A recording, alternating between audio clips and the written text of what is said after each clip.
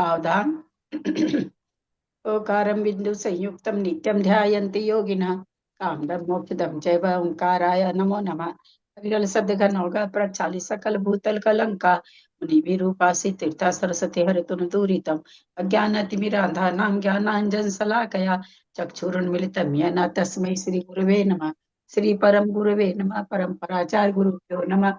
सकल कलुष विध्व सकम श्रेषां परिवर्धकम धर्म संबंधकम भविजीवमन प्रतिबोधकारकम पुण्य प्रकाश पापणासमिदं शास्त्रम श्री उत्तर पुराण ग्रंथराज नामधेयम अस्य मूल ग्रंथ कर्ता है श्री सर्वज्ञ देवास्तद उत्तर ग्रंथ कर्ता है श्री गंधर देवा प्रतिगंधर देवा तेषां वचन सार्थम आसाद्य श्रीमद गुणभद्राचार्य न विरचितमिदं शास्त्रम श्रोता है सावधान शृण्वन्तु मंगलम भगवान वीरो मंगलम गौतमो गणी मंगलम कुंद कुंदाद्यो जय धर्मोस्तु मंगलम सर्व मंगल मांगल्यम सर्व कल्याण कारकम प्रधानम सर्वधर्मानां जैनम जयतु शासनम जैनम जयतु शासनम जैनम जयतु शासनम सरस्वती नमस्तुभ्यं वरदे कामरूपिणी विद्यारंभं करिष्यामि सिद्धिर्भवतु मे सदा। द्वादशं जिनवानी माता की जय। परम मांगलिक ग्रंथ उत्तर पुराण ग्रंथराज जी की जय। गुणभद्राचार्य की जय। पन्ना लाल जी साहित्यकार की जय। अढ़ाई दीप में विराजमान सभी आचार्य उपाध्याय सर्व साधु के चरणों में नमोस्तु नमोस्तु नमोस्तु। सभी आरिका माता जी के चरणों में बंदामी बंदामी बंदामी। सभी छुल्लक छुल्लिका एलक के चरणों में इच्छा में इच्छा में इच्छा में। सभी प्रतिमाधारी के चरणों में ग्रुप में विराजमान प्रतिमाधारी के चरणों में वंदना वंदना वंदना। ग्रुप में विराजमान सभी पूज्य जनों का सादर चरण स्पर्श सभी से सादर जय जय। श्रीमते सकल ज्ञान सागर पद्मियों से धर्म चक्र वृत्ते भरते नमः संसार भी से। बोलो आदिनाथ भगवान की जय। उषा जी अपना बंद करिए प्लीज। जय जिनेश, सभी को जय जिनेश। भाभी वो आज असल में वो दोबारा पढ़ना है क्या, फिर दोबारा से शुरू करना है क्या, दोबारा सुबह से शुरू से ही? क्या चीज? कल कह रहे थे ना कि दोबारा से पढ़ेंगे, समझ में नहीं आया। आप कहने की कल पढ़ लेंगे। ये जो है 70वां अध्याय जो है, हाँ वो हाँ कल ये कह रहे थे कि वो बहुत ज्यादा से कॉम्प्लिकेशन सा हो गया, तो हम दोबारा से पढ़ेंगे कल। हाँ, तो पढ़ लीजिए भले वो कॉम्प्लिकेशन तो फिर भी बना ही रहेगा ना। पढ़ना तो मेरे को कोई तकलीफ नहीं, मेरे को क्या नहीं, परेशानी, बिल्कुल पढ़ लीजिए। वैसे कल ना 167 तक तो हो गया था।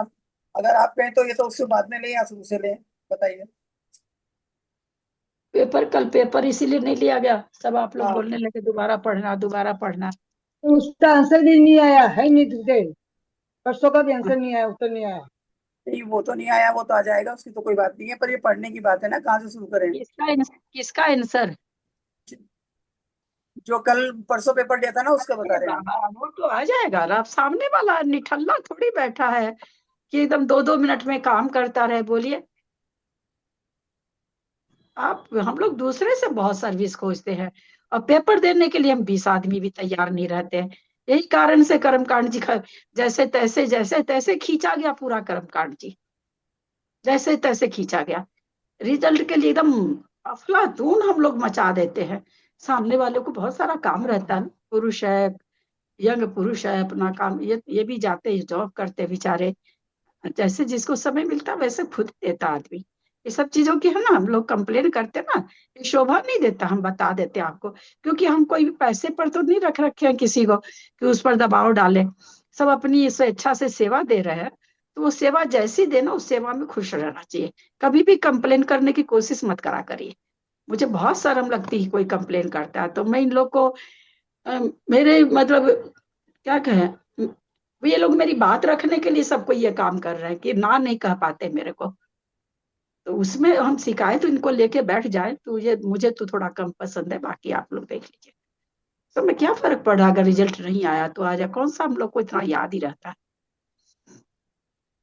तो भाभी जो फिर एक कर जो करना हो करिए, आप लोग को आपस में देख लीजिए। आप लोग, मेरे को कोई तकलीफ नहीं है, दोबारा भी पढ़ेंगे तो सबको की मेरे को इच्छा क्या। यही है कि दोबारा से पढ़ लें, तो फिर पहले से ले लेते हैं। तो अब शर्मिला जी तो थोड़ा लेट आएंगी, वो गई गई गई हुई है, उनका फोन आ गया था, तो मेरा नंबर आता है, मैं पढ़ रही हूँ फिर, है ना। एक से शर्मिला जी 67 पढ़ लिए थे शर्मिला जी ने, तो फिर दोबारा से मैं पढ़ रही हूँ, है ना। ठीक है पूछ भाभी, लीजिए प्रणाम। सबको दोबारा चाहिए का। हाँ ठीक है, पूछ पहला लीजिए। नंबर से पढ़ रहे हैं ना, पहला नंबर से। हाँ हाँ, हाँ, पहले नंबर से ही पढ़ रहे हैं, अब सबकी इच्छा है इसलिए। भाभी प्रणाम, बाकी सभी को जायज लें। पेज पेज नंबर 339 है, और 70वां पर्व है सप्ती तपम पर्व। और अब शुरू कर रहे हैं पेज नंबर से। अथांतर अथांतर सज्जन लोग जिन्हें उत्तम क्षमा आदि 10 धर्म रूपी अरों का अवलंबन बतलाते हैं, जो समीचीन धर्म रूपी चक्र की हाल हैं, ऐसे श्री नेमिनाथ स्वामी हम लोगों को शांति करने वाले हों। जैन भगवान नारायण और बलभद्र का पुण्यवर्धक पुराण संसार से भय उत्पन्न करने वाला है। इसीलिए इस शुद्ध ज्ञान को मन वचन काय की शुद्धि के लिए वंदना करता हूँ। मंगलाचरण रूपी सत्क्रिया करके मैं हरिवंश नामक पुराण कहूंगा, और वह भी पूर्वाचार्यों के अनुसार जैसा हुआ है अथवा जैसा सुना गया है वैसा ही कहूंगा। इसी जम्बू द्वीप के पश्चिम विंध्य क्षेत्र में सीतोदा नदी के उत्तर तट पर सुमतिला नामक देश में एक सिंहपुर नाम का नगर है। उसमें अरहदास नाम का राजा राज्य करता था। उसकी स्त्री का नाम जिनदत्ता था। दोनों ही पूर्व भव में संचित पुण्य कर्म के उदय से उत्पन्न हुए काम भोगों से संतुष्ट रहते थे। इस प्रकार दोनों का सुख से समय बीत रहा था। किसी एक दिन रानी जिनदत्ता ने श्री जिनेंद्र भगवान की अष्टानिकाह संबंधी महापूजा करने के बाद आशा प्रकट की कि मैं कुल के तिलक भूत पुत्र को प्राप्त करूं।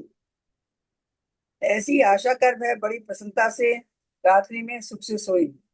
उसी रात्रि को अच्छे वर धारण करने वाली रानी ने सिंह, हाथी, सूर्य, चंद्रमा और लक्ष्मी का अभिषेक इस प्रकार 5 सपन देखे।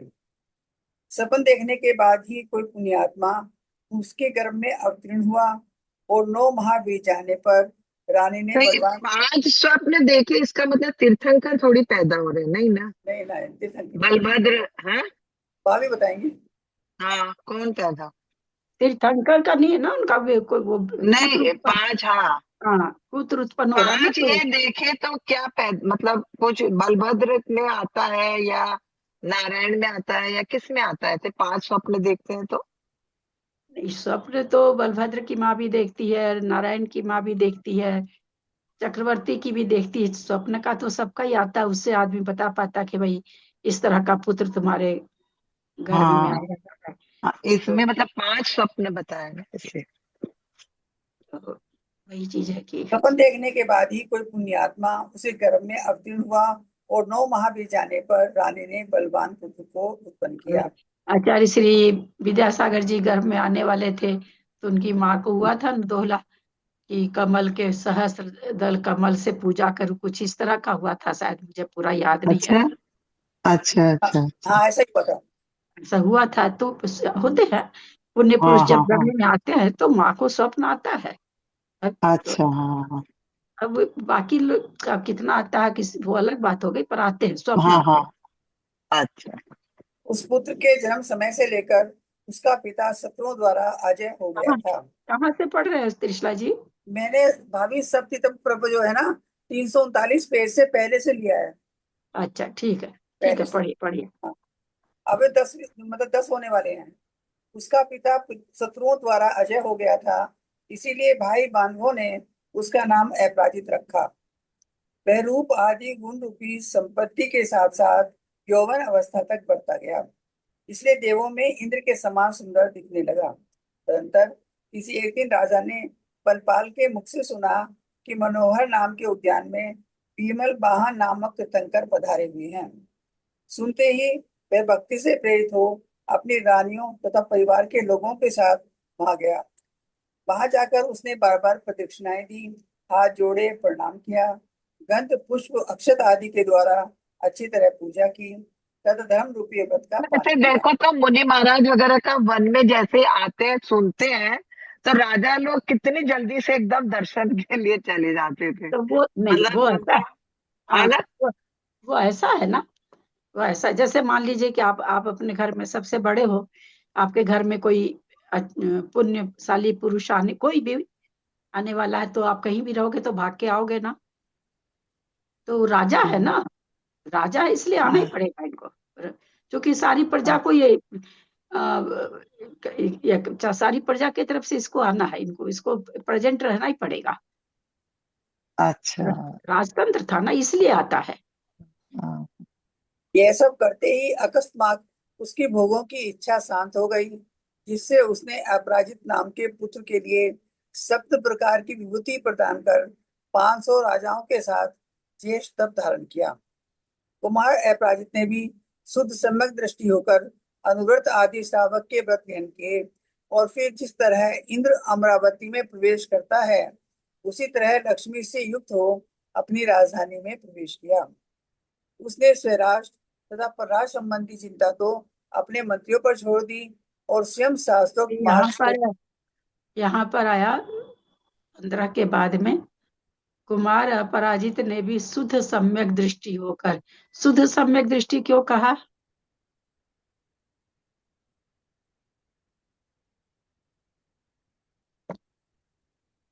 भाविश लिखा होगा कि क्षायिक समदर्शन हो गया हुआ सही है तो।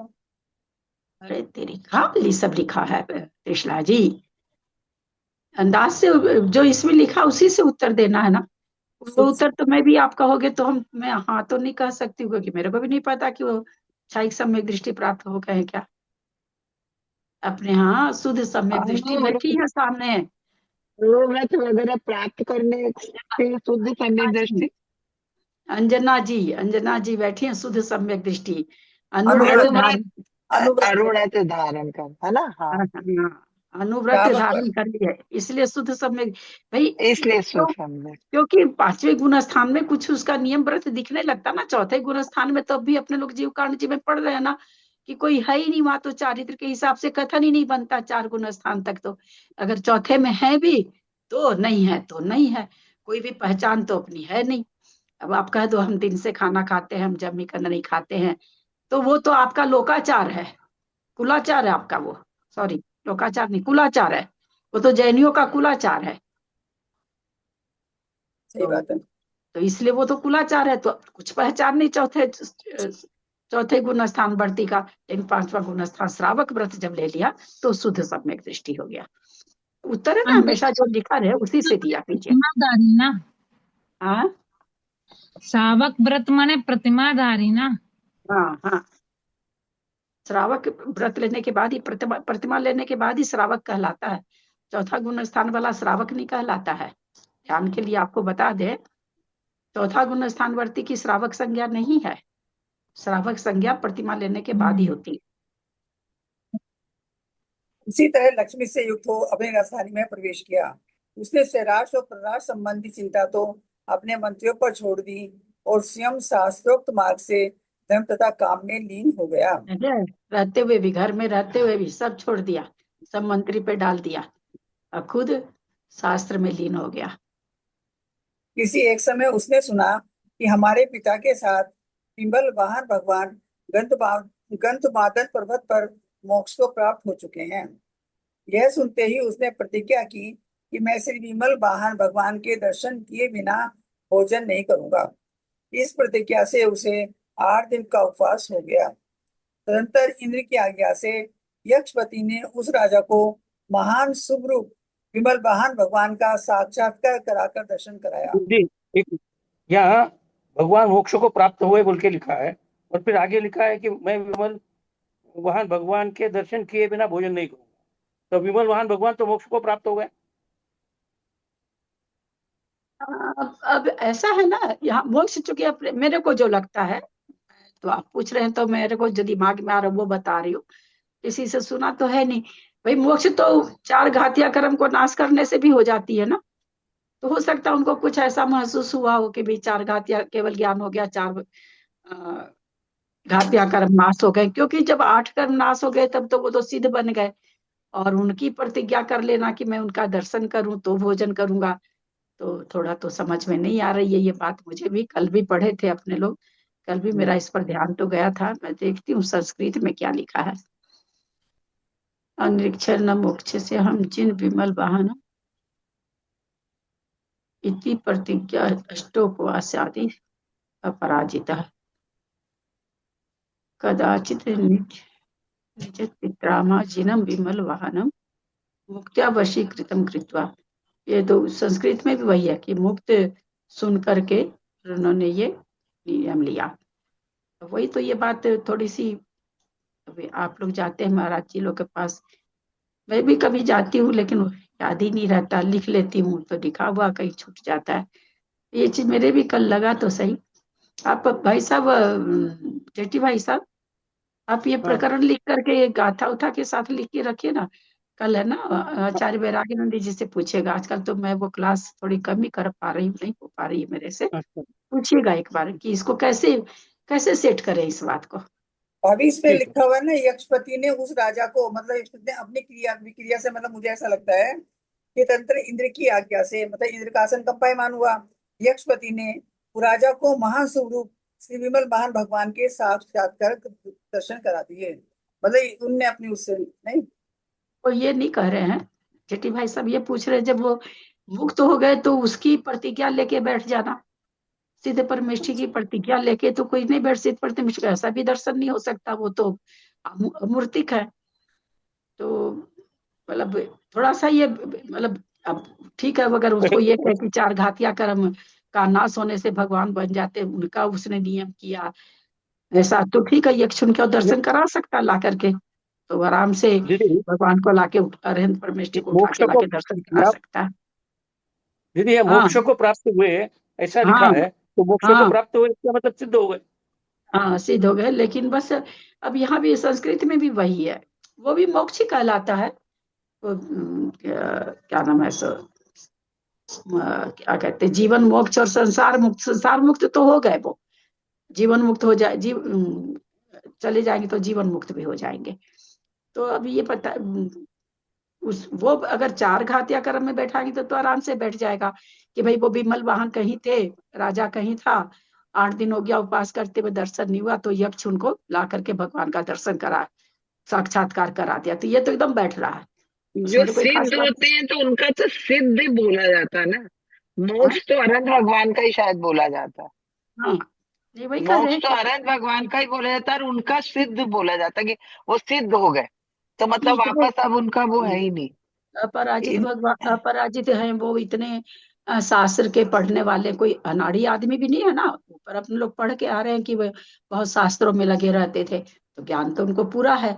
तो जो मोक्ष चले गए, जो सिद्ध बन गए, मोक्ष चले गए मतलब जो सिद्ध बन गए, उनके लिए तो ऐसी प्रतिज्ञा नहीं कर सकते, मेरे को लगता है। वही है कि होना चाहिए, केवल ज्ञान प्राप्त हो गया तो भगवान बन गए, यानी मोक्ष को, आधा मोक्ष तो उनको हो ही चुका ना, जीवन मुक्त तो हो ही गए वो। तो फिर उन्होंने वो जहां होंगे विमल वाहन, वो दूर होंगे, वो दूर होंगे, उनको प्रतिज्ञा कर ली जब तक मैं उनका इसमें दर्शन विदेश नहीं क्षेत्र का थोड़ी आता है, जैसे विदेश क्षेत्र में विराजमान है वो कर। थोड़ी विदेश आता है क्षेत्र में, चार गाते बना। हाँ सरोज, विदेश क्षेत्र में जैसे चार गाते विनाश करके समोषण भगवान विराजमान है ना, वो भगवान ही तो हो गए ना। चार गाते हाँ विनाश के अष्ट सिद्ध नहीं है, तो उस हाँ टाइप का हुआ है क्या, हाँ, है ना। लेकिन ये विद्यमान 20 तीर्थंकर में न, लेकिन ये तो विद्यमान बोले मोक्ष चले गए। हाँ नहीं, विद्यमान 20 तीर्थंकर में ये नहीं है। ये वो तो जो विमल वाहन विद्यमान क्या, रहते हैं, वो तो अलग है, ये विमल वाहन अलग है। ये विमल वाहन का तो वैसे ही बैठेगा कि उन्होंने, वो कहीं और होंगे, उसकी बात है, विदेश क्षेत्र की बात है, अपने जम्बूद्वीप की बात तो है नहीं। उन्होंने ऐसी प्रतिज्ञा कर ली होगी तो इंद्र का आसन कंपायमान हुआ होगा, यक्षपति को दिया होगा ऑर्डर, आज्ञा दिया तो वो ला करके उनको उनको ध्यान समेत ही वो तो उठा के दर्शन करा देगा ना। वो थोड़ी कोई उनसे हाँ अरहन पर ले, वो तो उठा लेगा भगवान को, ऐसे का ऐसे उठा के लाके हाँ, दर्शन करा दिया एक से होगा। तो उठा ही लेता है ना, हाँ देवलोक हाँ, तो उठा वही ही कर, लेते हैं ना। हाँ, ये लोग तो उठा ही लेंगे। तो इसलिए मुझे तो वैसा ही लग रहा है यहाँ पर, हम्म क्योंकि और कोई मान लो सिद्ध के दर्शन, सिद्धों को उठा के नहीं ला सकता ना। मान लो सिद्ध सिद्धों को भी नहीं ला इसमें लगा सकते। ले, तो सिद्ध को तो उठा के ला ही नहीं सकता, क्योंकि वो मूर्ति का वो पहचाने, एक माई अनेक राजे, एक में ही जाके कितने सारे सिद्ध बैठे, कौन से कहाँ उठाएगा। उनका तो जो चीज आकार है, जीत, शरीर तो है ही नहीं, आकार है हाँ, शरीर तो है ही नहीं। तो तो शरीर है नहीं तो किसको उठा के लाएगा। तो हाँ इसका पक्का मतलब है। ये है, आगे हाँ, लिखा ये हुआ ना, चार मंदिर में प्रतिमा को विराजमान किया, आगे लिखा हुआ देखिए, पढ़िए। चार घातिया कर्म नष्ट होने के बाद की बात है ये। जब पढ़ती हूँ मैं भाभी। राजा अपराजित ने जिन मंदिर में उन विमल वाहन भगवान की पूजा वंदना करने के बाद भोजन किया, सो ठीक ही है, क्योंकि जिनका चित्त स्नेह तथा शोक से पीड़ित हो रहा है, उन्हें तत्व का विचार कैसे हो सकता है। किसी एक दिन बसंत ऋतु की अष्टानिका के समय बुद्धिमान राजा अपराजित जिन प्रतिमाओं को पूजा कर उनकी स्तुति कर वहीं पर बैठा हुआ था, और धर्मों अच्छी आगे लिखा हुआ, कोई बीच में बोले थे आगे लिखा हुआ तो है, हमको तो कुछ नहीं दिखा अभी तक। वो तो प्रकरण ही खत्म हो गया, प्रकरण ही दूसरा आ गया। धर्मो वो बोली थी, अमरा भाभी बोली थी शायद, वही का धर्मोपदेश, क्या। हाँ, शायद अमरा भाभी बोली थी शायद। हाँ, धर्मो पर ऐसा ऐसा विमला तो कुछ। भगवान की पूजा करके वंदना की मंदिर में। हाँ, तो वो तो दर्शन करा रहा है तो फिर करेंगे ना भाभी, उमराव भाभी। हाँ ठीक है। भगवान का दर्शन आप कहीं, हम लोग कहीं भी जाते हैं, छोटी हाँ सी 5 इंच की प्रतिमा रहती तो अपने दर्शन करते हैं, नमस्तु बोलते हैं, अर्घ रहता तो अर्घ चढ़ाते हैं, अपने भी करते हैं ना। तो अपने तो प्रतिमा का कर रहे हैं, वो तो साक्षात विमल भगवान आ गए, केवल ज्ञानधारी, तो उनकी तो करेंगे ना। धर्मोपदेश कर रहा कि उस समय आकाश से दो चारणधारी मुनिराज आकर वहीं पर विराजमान हो गए। जैन भगवान की स्तुति के समाप्त हो जाने पर राजा ने बड़ी विनय के साथ उनके सम्मुख जाकर उनके चरणों में नमस्कार किया, धर्मोपदेश सुना और तदंतर कहा कि हे पूज्य, मैंने पहले कभी आपको देखा है। उन दोनों मुनियों में जो ज्येष्ठ मुनि थे वे कहने लगे कि हाँ राजन, ठीक कहते हो, हम दोनों को आपने देखा है, परंतु कहाँ देखा है। वह इस स्थान में कहता हूँ, सुनो। पुष्कर द्वीप के पश्चिम सुमेरु के पश्चिम दिशा में जो महानदी है, उसके उत्तर तट पर एक गंधिल नाम का महादेश है। उसके विजात पर्वत की उत्तर श्रेणी में सूर्यप्रभ नागर का स्वामी राजा सूर्यप्रभ राज्य करता था। उसकी स्त्री का नाम धारिणी था।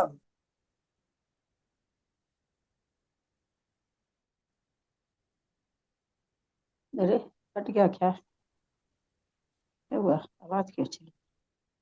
आवाज नहीं आ रही है।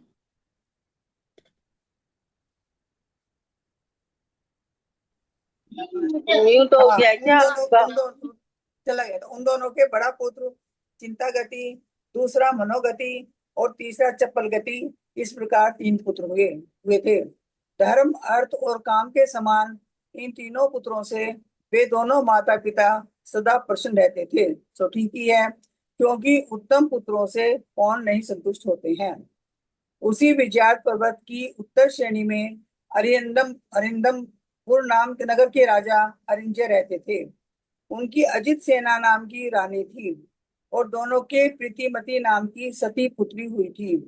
उसने अपनी विद्या से चिंता गति को छोड़कर समस्त विद्याधरों को मेरु पर्वत की 3 प्रदक्षिणा देने में जीत लिया था। तत्पश्चात चिंता गति उसे अपने वेग से जीतकर कहने लगा कि तू रत्नों की माला से मेरे ये छोटे। प्रीतिमती नाम की सती पुत्री हुई थी, ऐसे सती पुत्री हुई थी क्यों लिखा है?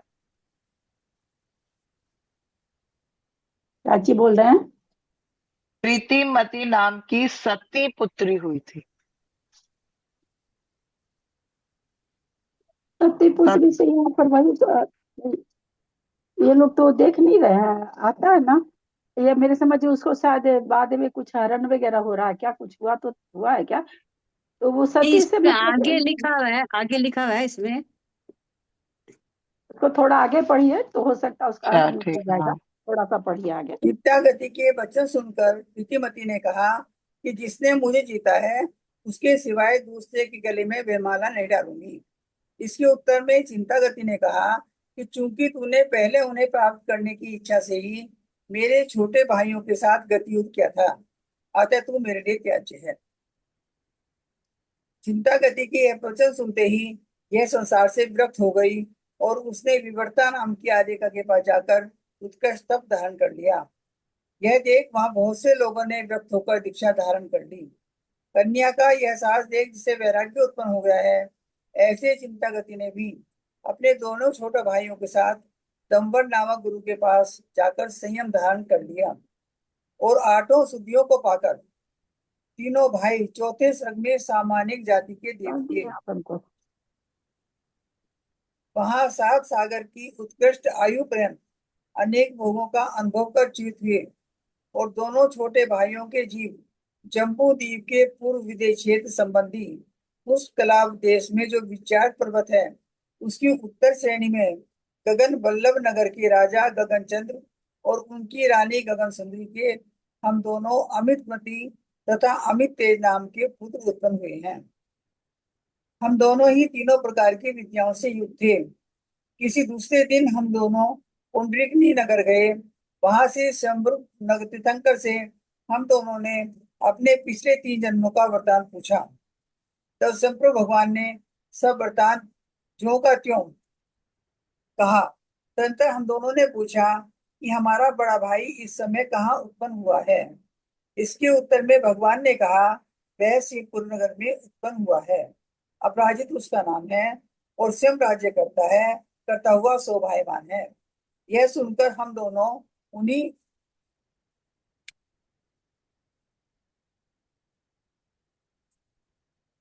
स्वयं प्रभु भगवान के समीप संयम धारण कर लिया और तुम्हें देखने के लिए तुम्हारे जन्मांतर के स्नेह से हम दोनों यहाँ आए हैं। हे भाई, अब तो पुण्य कर्म के उदय से प्राप्त हुए समस्त भोगों का उपभोग कर चुका है। अब तेरी आयु केवल 1 माह की शेष रह गई है। इसीलिए शीघ्र ही आत्म कल्याण का विचार कर। राजा अपराजित ने यह बात सुनकर दोनों मुनिराजों की वंदना की और कहा आप यद्यपि निर्ग्रंथ अवस्था को प्राप्त हुए हैं तो भी जन्मांतर के स्नेह से आपने मेरा बड़ा उपकार किया है। यथार्थ में आप ही मेरे हितेच्छु हैं। तदंतर उधर दोनों मुनिराज प्रसन्न होते हुए अपने स्थान गए। इधर राजा अपराजित ने अपना राज्य विधि पूर्वक तीर्थंकर कुमार को ले दिया।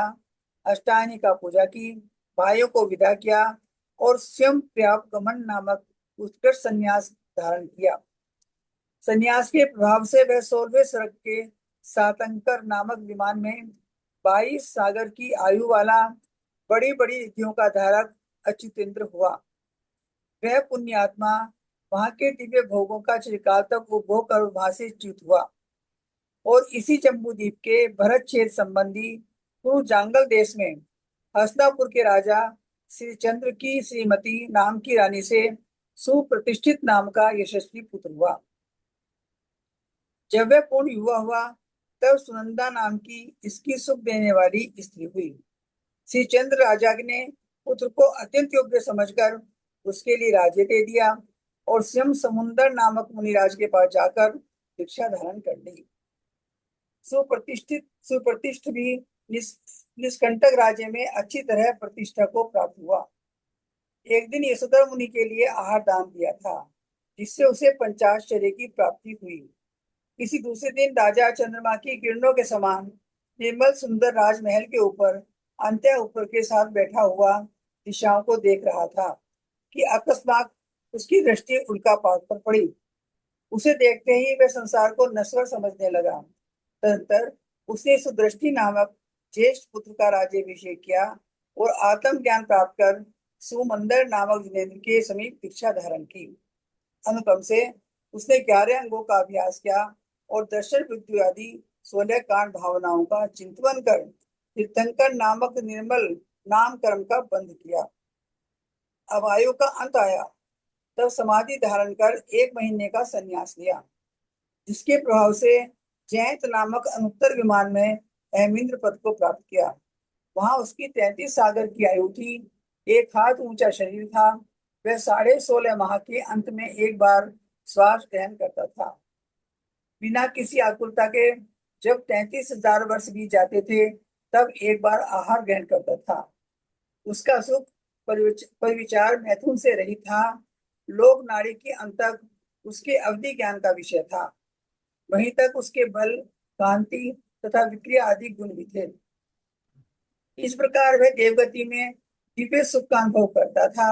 सुख रूपी महासागर से सदा संतुष्ट रहता था और सुखदायी लंबी आयु तक वहीं विद्यमान रहा था। अब इसके आगे वह जिस वंश में उत्पन्न होगा उस वंश का वर्णन किया जाता है। जम्बू द्वीप के भरत क्षेत्र में एक वत्स नाम का देश है। उसकी कौशाम्बी नगरी में अतिशय परिचित राजा मघवा राज्य करता था। उसके महादेवी नाम उसकी महादेवी का वीर वीरशोका था। कालक्रम से उन दोनों के रघु नाम का पुत्र हुआ। उसी नगर में एक सुमुख नामक बहुधनी सेठ रहता था। किसी एक समय कलिंग देश के दंतपुर नामक नगर में वीरदत्त नामक वैश्य पुत्र व्याघ्रों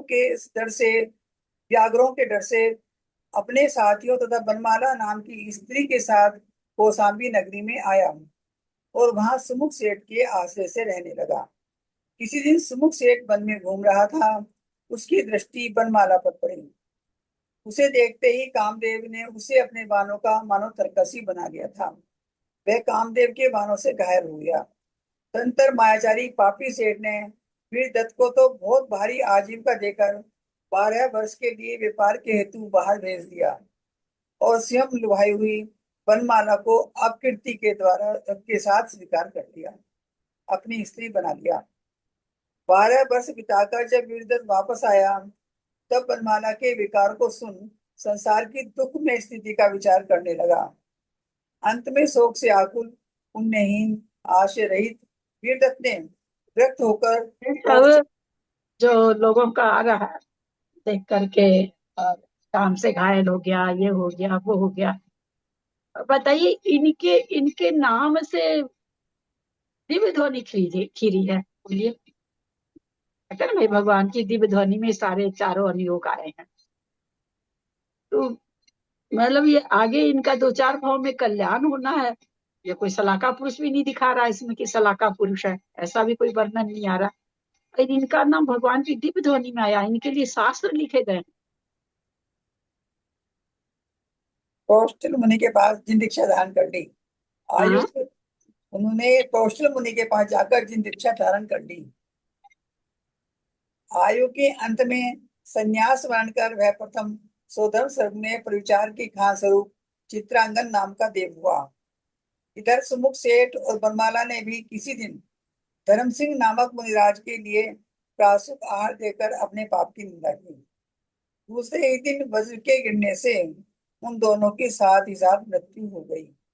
उनमें से सुमुख का जीव तो भरत क्षेत्र के हरिवंश नामक देश में भोगपुर नगर के स्वामी हरिवंशीय राजा प्रभंजन की मृकंडू नामक रानी से सिंहू केतु नाम का पुत्र हुआ। और बनमाला का जीव उसी हरिवर्ष देश में बसवालिया नगर के स्वामी राजा वज्रचाप की सुभा नाम की रानी से बिजली की कांति को तिरस्कृत करने वाली विद्युन्माला नाम की पुत्री हुई, जो सिंह केतु के पूर्ण यौवन होने पर उसकी स्त्री हुई। किसी दिन वन विहार करते समय चित्रांगन देव ने उन दोनों दंपतियों को देखा और मैं इन्हें मारूंगा, ऐसे विचार से वह उन्हें उठाकर जाने लगा। पहले जन्म में सेठ सुमुख का प्रिय मित्र राजा रघु अनुव्रतों के फल से सोधर्म सर्ग में सूर्य प्रभ नाम का श्रेष्ठ देव हुआ। वह उस समय चित्रांगद को देखकर कहने लगा, हे भद्र, मेरे वचन सुन। इन दोनों के मर जाने से तुझे क्या फल मिलेगा? यह काम पाप का बंद करने वाला है, युक्ति पूर्वक काम करने वालों के अयोग्य है, संसार रूपी वृक्ष के दुष्ट रूपी दुष्ट फल का देने वाला है, इसलिए तू यह जोड़ा छोड़ दे। इस प्रकार उसने बार बार कहा। उसे सुनकर चित्रांगद को भी दया आ गई और उसने इन दोनों को छोड़ दिया। तदंतर सूर्यप्रभ देव ने उन दोनों दंपतियों का संबोध कर आश्वासन दिया और आगे होने वाले सुख की प्राप्ति विचार कर उन्हें चंपापुर के वन में छोड़ दिया। देव योग से उसी समय चंपापुर का राजा चंद्रकीर्ति बिना पुत्र के मर गया था। इससे राज्य की परंपरा ठीक ठीक चलाने के लिए सुयोग्य मंत्रियों ने किसी योग्य पुण्यात्मा पुरुष को ढूंढने के अर्थ किसी शुभ लक्षण वाले हाथी को गंध आदि से पूजा कर छोड़ा था। वह दिव्य हाथी भी वन में गया और पुण्योदय से उन दोनों श्रीकेतु और विद्युन्माला को अपने कंधे पर बिठाकर नगर में वापिस आ गया। प्रसन्नता से भरे हुए मंत्री आदि ने शिव केतु का अभिषेक किया, राजासन पर बिठाया और पट बांधा। तदनंतर उन लोगों ने पूछा कि आप किसके पुत्र हैं और यहाँ कहाँ से आए हैं। उत्तर में शिव केतु ने कहा, मेरे पिता का नाम प्रभंजन है, माता का नाम गुणों से मंडित मृकंडू है। मैं हरिवंश रूपी निर्मल आकाश का चंद्रमा हूँ। कोई एक देव मुझे पत्नी सहित लाकर यहाँ वन में छोड़ गया था।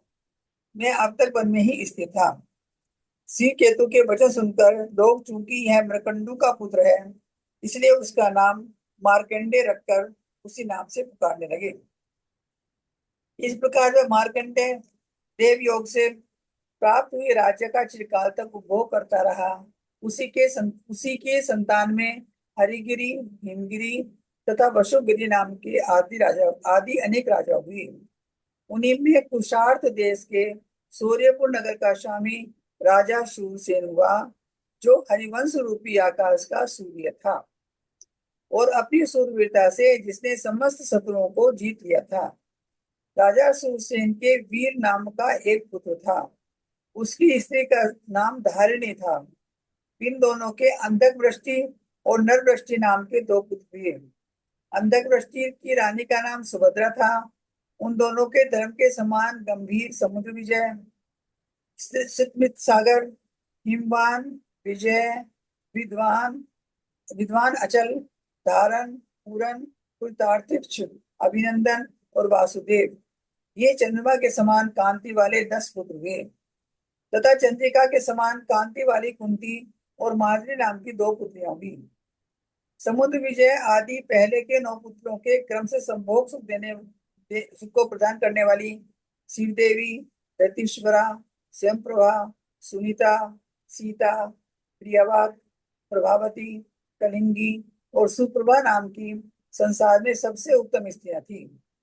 राजा सूरवीर के द्वितीय पुत्र नरवष्टि की रानी का नाम पद्मावती था और उससे उनके उग्रसेन, देवसेन और महासेन नाम के 3 गुणी पुत्र उत्पन्न हुए। इनके सिवाय एक गांधारी नाम की पुत्री भी हुई। ये सब पुत्र पुत्रियां अत्यंत सुख देने वाले थे। इधर हस्तापुर नगर में कौरव वंशी राजा शक्ति राज्य करता था। उसकी शक्ति नाम की रानी से पराशर नाम का पुत्र हुआ। उस पराशर के मत्स्य कुल में उत्पन्न राजपुत्री रानी सत्यवती से बुद्धिमान व्यास नाम का पुत्र हुआ।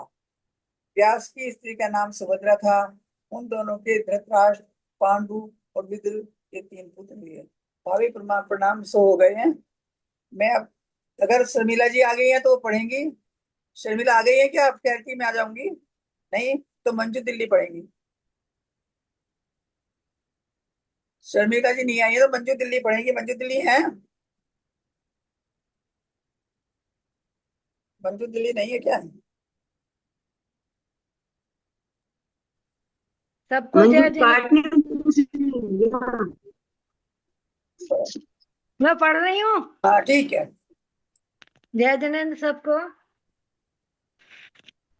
कथानंतर किसी एक समय वज्रमाली नाम का विद्याधर क्रीड़ा करने के लिए हस्तिनापुर के वन में आया था।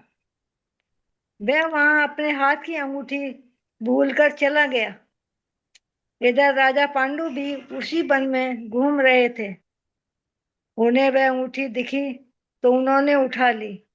जब उस विद्याधर को अंगूठी का स्मरण आया तब वह लौटकर उसी वन में आया तथा यहाँ वहां उसकी खोज करने लगा। उसे ऐसा करते देख पांडु ने कहा कि आप क्या खोज रहे हैं? पांडु के वचन सुनकर विद्याधर ने कहा कि मेरी अंगूठी गिर गई है। उसके उत्तर में पांडु ने उसे अंगूठी दिखा दी। पश्चात पांडु ने उस विद्याधर से पूछा कि इससे क्या काम होता है। उत्तर में विद्याधर ने कहा कि हे भद्र, यह अंगूठी इच्छानुसार रूप बनाने वाली है।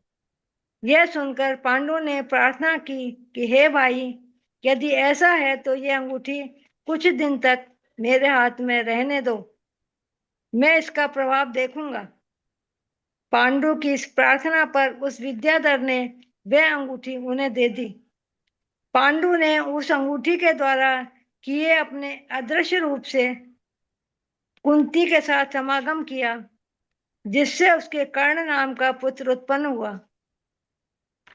कुंती के परिजनों ने दूसरों को विदित न होने पावे इस तरह छिपाकर उस बालक को एक संदूकची में रखा। उसे कुंडल तथा रत्नों का कवच पहनाया और एक परिचायक पत्र साथ रखकर यमुना नदी के प्रवाह में छोड़ दिया। चंपापुर के राजा आदित्य ने का बहती हुई संदूकची को मंगाकर जब खोला तो उसके भीतर स्थित बाल सूर्य के समान बालक को देखकर वह विस्मय में पड़ गया। उसने सोचा कि यह पुत्र अपनी रानी राधा को के लिए हो जाएगा। यह विचार कर उसने वह पुत्र राधा के लिए दे दिया। राधा ने जब उस पुत्र को देखा तब वह अपने कान का स्पर्श कर रहा था, इसलिए उसने बड़े आदर से उसका कर्ण नाम रख दिया। यह सब होने के बाद राजा पांडु का कुंती और माद्री के साथ पारिग्रहण पूर्वक प्राजापत्य विवाह से संबंध हो गया। दीदी, प्राजापत्य विवाह क्या विवाह होता है?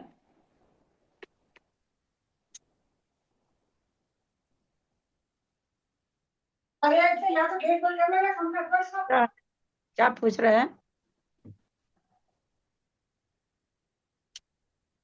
अभी पूछ रही थी। प्राजापत्य विवाह क्या होता है? आवाज नहीं आई, आधी आवाज आई आधी नहीं आई। प्राजापत्य विवाह, प्रजापति विवाह। हाँ, प्रजापति विवाह हमारे अभी है ना 5-6 साल पहले यहाँ भी कोई किया अपने बेटे का। प्रजापत्य। हाँ, प्रजापति विवाह यहाँ कोई जैन लोग, जैन है कोई। अच्छा। वो मंदिर बना है थोड़ा, देखे ना, रोज नाम लेती, अभी याद नहीं आ रहा उस जगह का। तो वहां पर मंदिर बना तो पता चला कि एक जो लेडी थी, बोले इसी यही एक लेडी, दर्शन करने हम लोग गए थे तो बोले यही एक लेडी है जो ये पूरा मंदिर बनाने में सबसे आगे है, सब कुछ करी, एक अकेली लेडी। सोचिए, सब मिले तो होंगे बाद में, लेकिन एक होता ना आगे बढ़ के करना। तो बोला गया कि ये अब भी अपने बेटे का उदयपुर नहीं, पदमपुरा जाकर के प्रजापति विवाह करके लाई है। कोई सादगी से होना होता होगा, क्योंकि देख के तो यही लग रहा था कि सादगी से करके लाई होगी, ऐसा उनको देख के तो यही लग रहा था।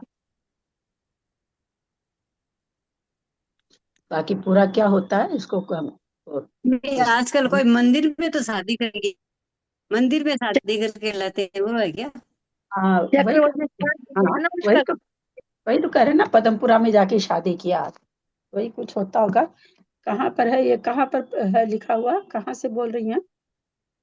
ये है 110 मान के चलो इसको। अच्छा, हाँ, अरे मैं भाभी, मतलब 116 बराबर है, पूरे में ही है।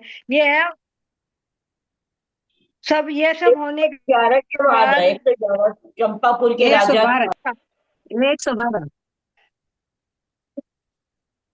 राधा ने उस पुत्र को देखा हाँ, तब वह अपने नीचे, हाँ, कुंती, पांडु का कुंती माधवी के साथ पानी ग्रहण पूर्वक प्राजापत्य विवाह से संबंध हो गया है। तो वही है, देखते हैं अगर कुछ मिलता है, खोलती जयनागम खोलती, पढ़िए आप आगे।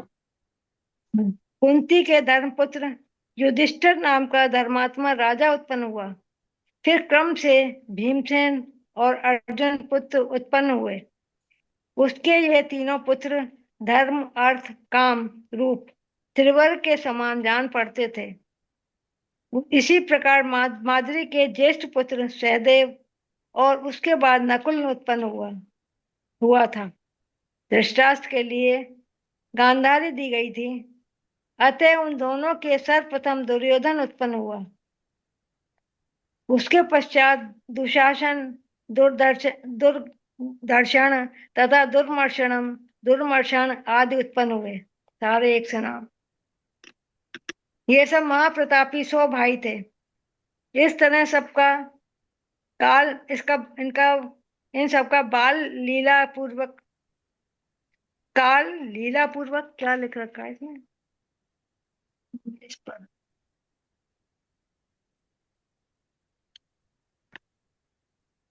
उनका काल लीला से लिखा हुआ व्यतीत हो जैन आगम में, जैसा कि आचार्य जिनसेन के महापुराण में के अनुसार प्राजापत विवाह वह विवाह है जो वर वधु के माता पिता और परिवार के बड़े बुजुर्गों की पूर्ण सहमति व अनुमति से संपन्न होता है। इसमें दोनों पक्षों की रजामंदी से गृहस्थ जीवन की शुरुआत होती है। जैन कोश जो हम लोग मोटे मोटे 4 ग्रंथ है उसमें लिखा हुआ है, यह एक आदर्श और मर्यादित विवाह माना जाता है जिसमें किसी भी प्रकार की हिंसा, छल, कपट या अनुचित दबाव, वही कि गाड़ी चाहिए, घोड़ा चाहिए, 100 भरी सोना चाहिए, ये सब जैसे राक्षस या पैशाच विवाह में होता है का कोई स्थान नहीं होता। कोई अनुचित दबाव नहीं दिया जाता इसमें। कोई उसके लिए होता होगा क्या उसको दहेज वगैरह के लिए, यही लिखा है। जैन कोश और आदि महापुराण दोनों से आप लोगों को हम पढ़ के सुना दिए हैं। किसी दूसरे दिन गंधन मादन अच्छा नामक अच्छा पर्वत विवाह नहीं काल किया है। लीला माने क्या होता है? हाँ, काल लीला समय काल काल लीला इस तरह कब काल लीला पूर्वक काल में समय होता है।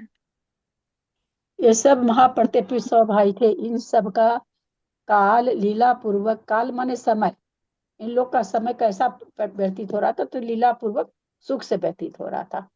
काल माने वो नहीं, यमराज वाला काल नहीं, काल मतलब समय।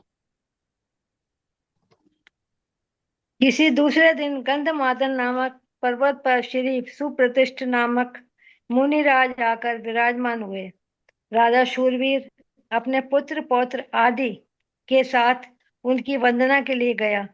वहां जाकर उसने उनकी पूजा की, स्तुति की और उनके द्वारा कहा हुआ धर्म का उपदेश सुना। उपदेश सुनने से उनका चित्त संसार से भयभीत हो गया। अतः उसने अभिषेक कर अंधक वृष्टि के लिए राज्य दे दिया और यह योग्य है ऐसा समझकर छोटे पुत्र नरवृष्टि के लिए युवराज पद दे दिया। तदनंतर वह स्वयं संयम धारण कर उत्कृष्ट तपस्या करने यों लगा।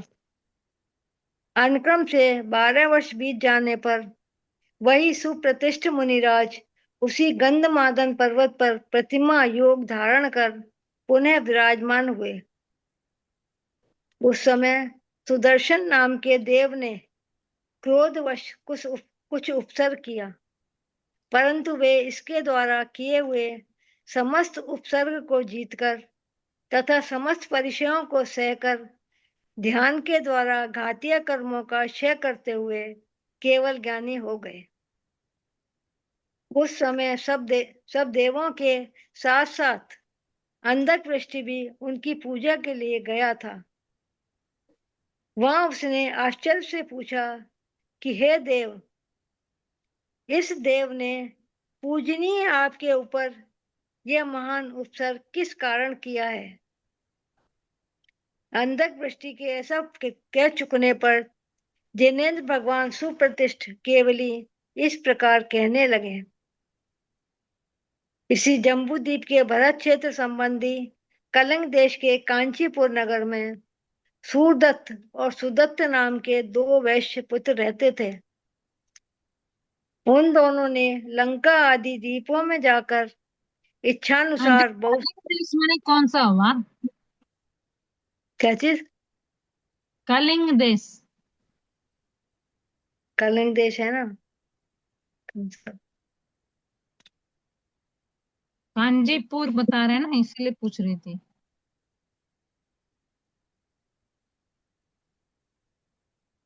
आंटी की आवाज बंद है। आवाज नहीं आ रही उनकी। म्यूट कर लेती हूँ बार बार। नहीं, ये कलिंग देश का राजा हुआ था ना अशोक, जिसको वैराग्य हो गया था लड़ते लड़ते, कितना 1000 सैनिक वगैरह मरा था, तो फिर उसने बौद्ध धर्म स्वीकार कर लिया था। कलिंग देश का तो था वो। मैंने अपने इंडिया में भारत में ही है ना। हाँ हाँ, तो इंडिया का ही देश है। पता है हाँ, कि बट के कहाँ गया राम जाने, पर इंडिया ही में था, पहले तो इंडिया में था, अब अभी का भूगोल हमको नहीं मालूम है, पहले तो इंडिया में था। उन दोनों ने लंका आदि द्वीपों में जाकर इच्छानुसार बहुत सा धन कमाया और लौट कर जब नगर में प्रवेश करने लगे तब उन्हें इस बात का भय लगा कि इस धन पर टैक्स देना पड़ेगा। इस भय से उन्होंने वह धन नगर के बाहर ही किसी झाड़ी के नीचे गाड़ दिया और कुछ पहचान के लिए चिन्ह भी कर दिए। दूसरे दिन कोई एक मनुष्य मदिरा बनाने के लिए उसके योग्य वृक्षों की जड़ खोदता हुआ वहां पहुंचा। खोदते समय उसे वह भारी धन मिल गया। धन देखकर उसने विचार किया कि जिससे थोड़ा ही लाभ होता है, ऐसे इन वृक्षों की जड़ों के उखाड़ने से क्या लाभ है। मुझे अब बहुत भारी धन मिल गया है, यह मेरी सब दरिद्रता को दूर भगा देगा। मैं मरण पर्यंत इस धन से भोगों का सेवन पता करूंगा। नहीं ये लोग रख रहे हैं तो ऐसा कुछ नहीं लिए। ये रवि आईफोन ओपन कविता जी हैं। ऐसा विचार कर वह सब धन दे लेकर चला गया। दूसरे दिन जब वैश्य पुत्र उस स्थान पर आए तो अपना धन नहीं देखकर परस्पर एक दूसरे पर धन लेने का विश्वास करते हुए लड़ने लगे और परस्पर एक दूसरे को मारते हुए मर गए। वे क्रोध और लोभ के कारण नरकायु का बंद कर पहले नरक में जा पहुंचे। चिरकाल तक वहां के दुख भोगने के बाद वहां से निकले और विंध्याचल की गुफा में मैड़ा हुए।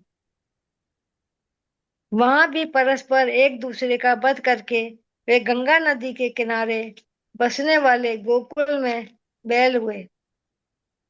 वहां भी जन्मांतर के द्वेष के कारण दोनों युद्ध कर मरे और संवेद पर्वत पर बुद्धि से मनुष्यों की समानता करने वाले बानर हुए। वहां पर भी पत्थर से निकलने वाले पानी के कारण दोनों कलह करने लगे। उनमें से एक तो शीघ्र ही मर गया और दूसरा कंठगत प्राण हो गया। उसी समय वहां सुरगुरु और देवगुरु नाम के दो चारण रिद्धिधारी मुनिराज आ पहुंचे। उन्होंने उसे पंच नमस्कार मंत्र सुनाया, जिसे उसने बड़ी उत्सुकता से सुना और धर्म श्रवण के साथ साथ मरकर सौधर्म स्वर्ग में चित्रांगद नामक देव हुआ। वहां से निकलकर वह उसी जम्बू द्वीप के भरत क्षेत्र के मध्य में स्थित पोदनपुर नगर के स्वामी राजा सुस्थित की सुलक्षणा नाम की रानी से उत्कृष्ट बुद्धि का धारक सुप्रतिष्ठ नाम का पुत्र हुआ। किसी एक समय वर्षा ऋतु के प्रारंभ में उसने असित नाम के पर्वत पर दो बानरों का युद्ध देखा, जिससे उसे अपने पूर्व जन्म की समस्त चेष्टाओं का स्मरण हो गया। उसी समय उसने सुधर्माचार्य के पास जाकर दीक्षा ले ली। वही सूरदत्त का जीव मैं यह सुप्रतिष्ठ हुआ हूँ। मेरा छोटा भाई सुदत्त संसार में भ्रमण करता हुआ अंत में सिंधु नदी के किनारे रहने वाले मृगायण नामक तपस्वी की विशाला नाम की स्त्री से गौतम नाम का पुत्र हुआ। मिथ्या दर्शन के प्रभाव से वह पंचाग्नियों के मध्य में तपस्चरण कर सुदर्शन नाम का ज्योतिष देव हुआ है। पूर्व भव के वैर के कारण ही इसने मुझ पर यह उपसर्ग किया है। सुदर्शन देव ने उन सुप्रतिष्ठ केवली के वचन बड़े आदर से सुने और सब वैर छोड़कर समीचीन धर्म स्वीकृत किया। तदनंतर राजा अंधक वृष्टि ने यह सब सुनने के बाद हाथ जोड़कर उन्हीं सुप्रतिष्ठित जिनेंद्र से अपने पूर्व भव का संबंध पूछा। शिष्ट वचन बोलना ही जिसकी वाणी का विशेष गुण है, ऐसे वीतराग सुप्रतिष्ठित भगवान कहने लगे, तो ठीक ही है, क्योंकि बिना किसी निमित्त के हित की बात कहना उन जैसों का स्वाभाविक गुण है। और मंजू जी पूरा हो गया, 8 बज गए, टाइम हो गया आपका भी। और चलो ठीक। भाभी 146 तक ही पेपर में आएगा आज। हाँ हो गया। भाभी हाँ 140 तक ही आएगा पेपर में। आज पेपर भेज देंगे, वो आप कह दीजिए। ठीक 1 से है 140 तक ही आएगा, ठीक है ना? यही तो। ठीक। हाँ 4 बज चुके हैं। दीदी मैं करूं गुरु की स्तुति? करिए। प्रणाम जी। पेज नंबर 11 पे है, वो बुक भेजा हुआ है उसमें ग्रुप में भी पहले।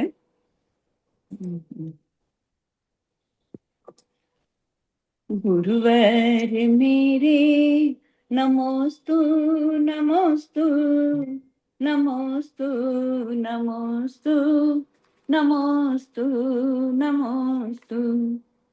मोक्ष पथ राही समता के स्वामी, त्याग की मूर्ति तपस्या है नामी। समिति प्रवृत्ति हितमित भाषण, भक्तों के वत्सल अहिंसा के भाजन। चरणों में तेरे नमोस्तु नमोस्तु नमोस्तु नमोस्तु नमोस्तु नमोस्तु। आगम प्रवर्तक महाव्रत धारी, विगत दूषण चर्या तुम्हारी। परिचय जेता आगम वेता, दर्शन तुम्हारा सदा सुखकारी। अहिंसा पुजारी तुमको नमोस्तु नमोस्तु नमोस्तु नमोस्तु नमोस्तु। दिगंबर बाना नहीं कुछ ताना, स्वरूप तुम्हारा है अविकारी। चरणों में आते शीस नवाते, नश जाति चिंता व्याधि हमारी। आह्लाद करता नमोस्तु नमोस्तु नमोस्तु नमोस्तु नमोस्तु नमोस्तु। गुरुवर मेरे नमोस्तु नमोस्तु नमोस्तु नमोस्तु नमोस्तु नमोस्तु। बोले आचार्य रत्न वर्धमान सागर जी महाराज की जय। जावाणी के ज्ञान ते सुझे लोकालोक, सोवाणी मस्तक चढ़ो सदा देखो ढोक। देव भज हे जिनवाणी भारती, तो ही जपो दिन रैन। जो तेरी शरणाग है सो पावे सुख चैन। देव भजो अरिहंत को, गुरु से हूँ निर्ग्रंथ। दया धर्म पालू सदा यही मोक्ष का पंथ। बोले गौरशांग जिनवाणी माता की जय। उत्तर पुराण ग्रंथ राज की जय। की जय। नो बात।